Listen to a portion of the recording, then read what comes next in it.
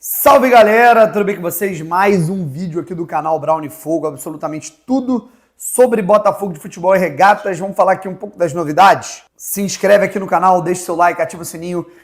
E cara, que baita novidade, né? A gente já tem aí a camisa do Botafogo, a nova camisa lançada do Botafogo, número 2, que na verdade, né, ela foi lançada, né, mas antes disso, ela foi apresentada oficialmente pela diretoria do Botafogo através do Danilo, né? Isso mesmo, o Danilo foi apresentado à torcida do Botafogo, né, à imprensa e tudo mais, no mesmo instante em que foi apresentada a nova camisa número 2 do Botafogo, a camisa preta, Aura 90, dessa linha Aura 90 da Reebok, uma camisa linda, cara, mas tá muito linda, uma coisa impressionante, enfim. E a gente troca uma ideia aí, né, sobre essa situação, a apresentação do Danilo, alguns outros detalhes. Se inscreve aqui no canal, deixa seu like, ativa o sininho para você não perder nenhuma novidade. Eu que não pude me fazer presente, né, rapaziada, nessa coletiva do Danilo, né, nessas recuperações do meu tornozelo, eu preferi dar uma segurada, né, ficar fazendo um gelinho em casa e acompanhar aqui os competentes Fabiano Bandeira, Leonardo Bessa, Matheus Medeiros, entre outros amigos aí, colegas jornalistas que estavam presentes, né, e tornaram tão leve, né, essa coletiva de imprensa, né, tão carismática, sorridente. Muito se falou da falta de sorrisos, né, do Danilo. O Danilo foi, você vê que ele estava ali super à vontade na sala de imprensa do estádio Newton Santos. Enfim, gostei muito, né? Primeiro, né, eu vou colocar aqui as imagens, né, para vocês darem uma olhada da nova camisa do Botafogo, né, que eu com certeza vou querer comprar. Que a camisa, apesar dela ser Aura 90, ela é uma junção ali de um pouco, né, da camisa de 95, da de 94, né, até dos anos 2000, ali 99 e 2000. Ela me lembra muito aquela camisa de 2005, 2006 ali, que é uma camisa com a gola branca, né, muito linda. Vou deixar aí para vocês darem uma olhada.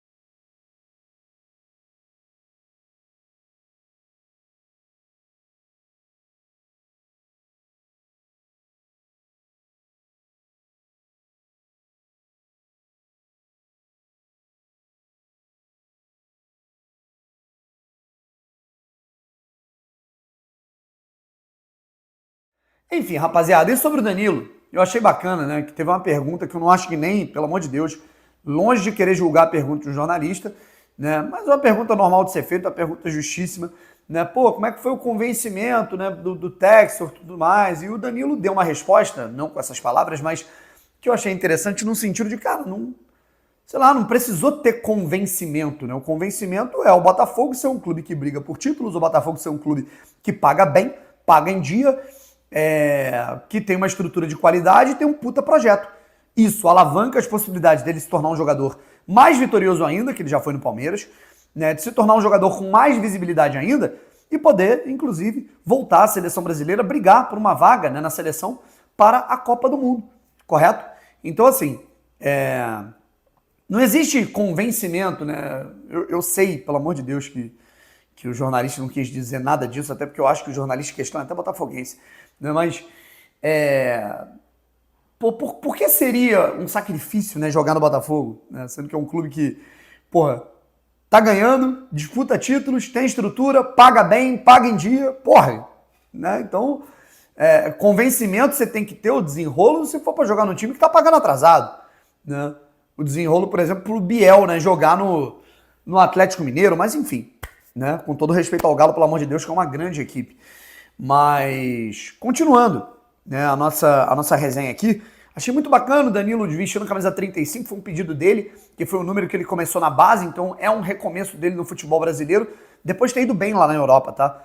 O pessoal vai entonar que ele não deu certo na Europa, não é verdade. Ele era titular, estava jogando muita bola, sendo cotado na seleção brasileira, até ter uma grave lesão. E aí depois voltou, o time estava encaixado, ele entrava no segundo tempo, era peça importante, mas agora foi negociado muito nessa parceria, Marinakis e John Textor, tá bom? Agora falando um pouquinho sobre esse jogo entre Botafogo e Corinthians, galera. A gente falou dos dos desfalques que o Corinthians vai ter, né, o Martínez e o Garro. E do lado do Botafogo, o Arthur parece que tá tudo bem com ele. Realmente, cara, tá tendo ali uma virose, né, um surto ali, uma gripe, né, dentro do Botafogo. Alguém ficou resfriado em algum lugar, passou para um e vai se espalhando, né?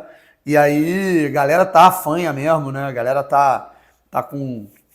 né, gripada mesmo, alguns baqueados, alguns jogadores inclusive, e um deles é o Arthur, né? Então vamos ver como é que vão estar as condições. O Botafogo realmente pode sofrer fisicamente por conta disso, coisa da vida, né, rapaziada? E além disso, a gente não vai ter o Marlon Freitas, né? Então o Botafogo ele vai ter um desfalque importantíssimo quanto à sua criação, certo? O Botafogo já não tem o Grego, ele foi embora. O Botafogo já não tem o Danilo Barbosa, foi embora. O Botafogo vai ter a volta do Alan, tá? Mas mesmo assim, ainda um pouco no sacrifício. E o Newton, correto? Ainda vai ter a volta do Newton. A volta, né? A escalação do Newton, que, volta a repetir, né? Isso não é uma opinião, é um fato. Né? Só para pegar os índices, os números, o mapa de calor, o número de desarmes, o número de interceptações de passe, o Newton fez um bom jogo contra o Sport, independente dos chiliquentos. E além disso, né, a gente tem a possibilidade do Danilo. O Danilo deixou em aberto. O que acontece com o Danilo, gente? O Danilo está 2 meses sem jogar. O Danilo jogou a última vez, né, ali no início de maio. Aí depois teve férias, né, ele estava voltando de lesão, teve as férias. Ele está se recondicionando. Então o que eu acho que vai acontecer é o Danilo jogando, ficando pelo menos no banco. Tá? O que eu acho que vai acontecer. E aí com tranquilidade ele pode entrar no segundo tempo. Vi alguns, não, tem que já botar pra jogar, tudo mais, e aí acelera o processo, o cara se machuca, né? Aí eu quero ver, planejamento, então tem que ter calma, tá? Eu palpito um time do Botafogo com John Vitinho, Caio Barbosa, Teles, Alan, Newton, Montoro, Savarino se estiver bem, a gente não sabe como é que estão as condições dele, né, desde do último desconforto muscular, pode ser o Tuco Correa, que não me agradou no último jogo. Arthur, ou então, se não for o Arthur, tem que ver quem vai escalar. E no ataque, o Arthur Cabral. Tá legal? Então, basicamente essa possibilidade. Ou então, rapaziada, a gente pode ter ali alguém deslocado para a direita com a ausência do Arthur e o Cuiabano jogando na ponta esquerda. O Cuiabano que entrou muitíssimo bem, não só isso, foi o herói do jogo do Botafogo na última partida. Para finalizar, a gente tem uma situação ali sobre o Lucas Perry, mas antes, né, cara? Como é chato o Renato Paiva, né? O cara já foi embora do Botafogo, o cara já assumiu o Fortaleza, tá ganhando um bom salário por lá, tem um projeto interessante, tem a missão de tirar o Fortaleza da zona do rebaixamento e o Fortaleza tá em apuros. Tem a missão de comandar uma equipe nas oitavas de final da Libertadores. O Fortaleza tá nas oitavas da Libertadores, para quem não sabe. E toda a coletiva, zona mista, coletiva de imprensa, rede social, é a 4ª, 5ª vez que ele dá indireta pro Botafogo, que ele manda indireta pra torcida do Botafogo, que ele manda indireta pro John Textor. Porra, cara, vai viver a tua vida, irmão. Chato pra caralho, pelo amor de Deus. Né? Eu acho que é um treinador abaixo do projeto do Botafogo, mas é um bom treinador para projetos como o do Fortaleza, que é um projeto emergente, certo? Eu acho que ele pode dar certo sim no Fortaleza. Torço, inclusive, para que dê certo. Mas, cara, pô, que coisa chata ficar falando. Ele virou assim de ironia pro Marcelo Paes, presidente do Fortaleza. Posso escalar 3 volantes? Né? Aí ficou dando risadinha, como se no Botafogo ele tivesse sido demitido. E é covardia até dizer isso, né, cara? É covarde, é sujo dizer né, entonar, dar a entender que ele foi demitido porque alguém quis escalar por ele. Isso não é verdade, isso não é verdadeiro, sabe? Isso é baixo, né? Ele não foi demitido por escalar 3 volantes. Inclusive ele ganhou do Paris Saint-Germain com 3 volantes. Ele foi demitido por jogar em bloco baixo contra o Palmeiras. Ele foi demitido por entregar a bola para o Palmeiras. Ele foi demitido por escolher não jogar contra o Palmeiras. Por conta dos desfalques, ao invés de ele ir para a trocação, dele entonar a forma que ele sabe colocar o time para jogar, não. Ele quis botar o Botafogo para jogar como se ele fosse o Águia de Marabá contra o Palmeiras. É por isso que você foi demitido, Paiva. Não foi por outra coisa, não foi por 3 volantes.